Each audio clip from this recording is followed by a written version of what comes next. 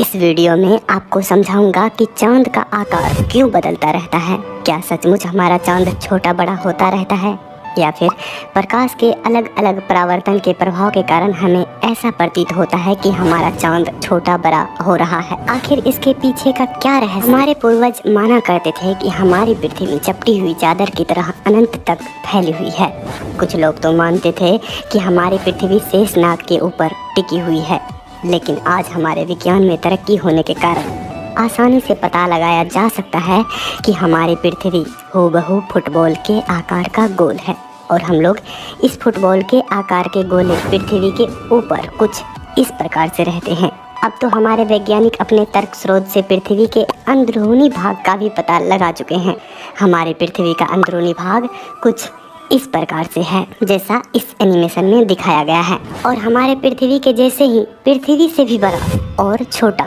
7 अन्य ग्रह और भी हैं जो कि सौर मंडल के बीच स्थित सूर्य के चारों ओर चक्कर लगाती रहती है, और जो पिंड सूर्य के साथ अपने ग्रह का भी चक्कर लगाती रहती है उसे हम उपग्रह कहते हैं। हमारी पृथ्वी का एकमात्र प्राकृतिक उपग्रह है जिसे हम चांद कहते हैं, और जिस प्रकार हमारी पृथ्वी को अपना खुद का प्रकाश नहीं है उसी प्रकार हमारे चांद को भी अपना खुद का प्रकाश नहीं है। वह भी सूर्य के प्रकाश से ही प्रकाशित होते हैं। उसके बाद प्रकाश परावर्तन होकर हमारी पृथ्वी तक आती है, तब हमें चांद दिखाई देती है, और सूर्य का प्रकाश हमारी पृथ्वी तक आने में लगभग 8 मिनट का समय लगते हैं। उसके बाद सूर्य का प्रकाश चांद से हमारी पृथ्वी तक आने में मात्र 1.3 सेकंड का समय लगते हैं। पृथ्वी से सूर्य की औसत दूरी 15 करोड़ किलोमीटर है तथा पृथ्वी से चांद की दूरी मात्र 3,84,400 किलोमीटर है। और जिस प्रकार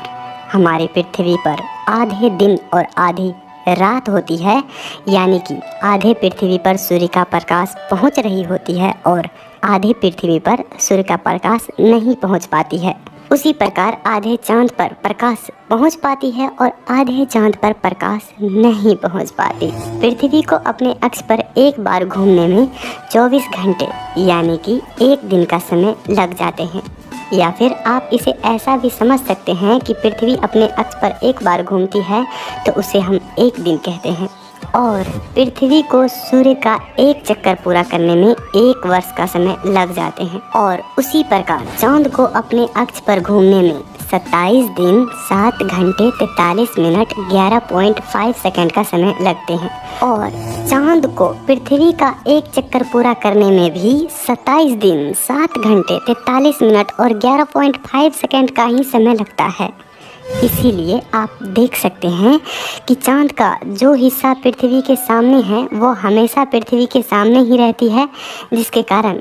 चांद का हमेशा एक ही हिस्सा दिखाई पड़ती है, जिसमें कि दाग धब्बे के साथ हमारी चांद कुछ इस प्रकार से दिखती है, और चांद का पीछे वाला हिस्सा हमेशा पृथ्वी के विपरीत दिशा में ही रहती है और उसको हम पृथ्वी से कभी नहीं देख सकते, और पृथ्वी के विपरीत हिस्से का चांद कुछ इस प्रकार से दिखती है। तो चलिए अब आपको समझाते हैं कि चांद छोटा बड़ा क्यों होता है। जैसा कि हमने बताया था कि हमारा चांद अपने अक्ष पर घूमने के साथ साथ पृथ्वी का भी चक्कर लगाता है, और इसी के कारण हमारा चांद घटता और बढ़ता रहता है। चलिए एक उदाहरण से आपको समझाते हैं। जैसा कि आपको मालूम है कि चांद का हमेशा एक ही हिस्सा दिखाई देती है, तो अब आप देख सकते हैं कि अगर हम चांद को सूर्य के सामने से देखें तो हमें चांद पूरा दिखाई देती है, और ज्यों-ज्यों हम चांद को सूर्य के विपरीत दिशा से देखते हैं तो आप देख सकते हैं कि चांद धीरे धीरे घटता हुआ नज़र आ रहा है, और आखिर में चांद को जब हम सूर्य के विपरीत दिशा से देखते हैं तो हमें चांद बिल्कुल भी दिखाई नहीं दे रही है। और यही प्रक्रिया चांद को पृथ्वी के चक्कर लगाते वक्त होता है।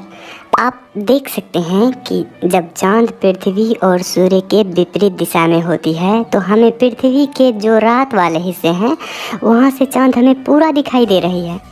और ऐसे ही समय बीतता जाता है तो धीरे धीरे चांद घटता जाता है, और इसके 1 सप्ताह बाद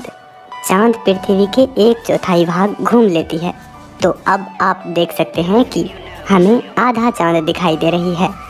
और ऐसे ही समय के साथ धीरे धीरे चांद घटता हुआ नज़र आता है और आखिर में जब चांद सूर्य की दिशा में पहुंच जाती है तो सूर्य के विपरीत दिशा पृथ्वी से देखने पर हमें चांद बिल्कुल भी दिखाई नहीं देती। अब इसके बाद समय के साथ धीरे धीरे चांद बड़ा होते हुए नज़र आता है और आखिर में एक चक्कर पूरा होते होते फिर से चांद पूरा दिखाई देने लगता है। जब हमें चांद पूरा दिखाई देते हैं तो उसे हम पूर्णिमा का चांद कहते हैं और जब चांद बिल्कुल भी दिखाई नहीं देते तो हम उसे अमावस्या का चांद कहते हैं। पूर्णिमा से अमावस्या तक चांद घटती रहती है और अमावस्या से पूर्णिमा तक चांद धीरे धीरे बढ़ती रहती है। आपने समझा कि चांद पृथ्वी के चारों ओर चक्कर लगाने की वजह से हमें चांद घटती हुई और बढ़ती हुई नज़र आती है।